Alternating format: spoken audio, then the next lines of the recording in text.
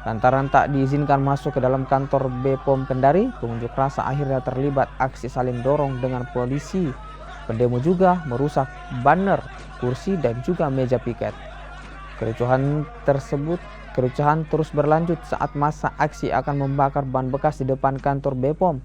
Aksi unjuk rasa ratusan pedagang kosmetik ini dipicu adanya penyitaan dan pemusnahan barang kosmetik milik pedagang oleh petugas BPOM saat melakukan pengawasan.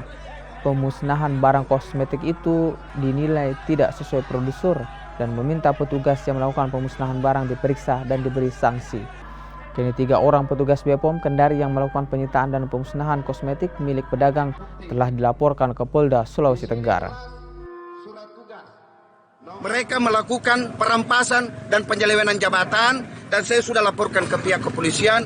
Biarkan kepercayaan kepada pihak kepolisian untuk lakukan tindakan hukum itu. Bang, ini apa yang dimusnahkan, Bang?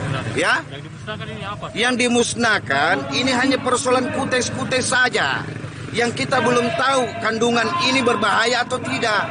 Harusnya BPOM dalam hal ini kau lakukan pembinaan dulu, kasih teguran dulu, kan begitu. Berikan teguran, ini barang tidak sesuai ya.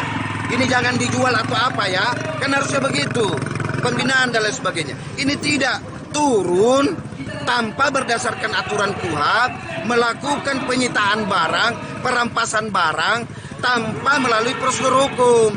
Ketika tidak mau dimusnahkan, itu biasa diamankan di tempat.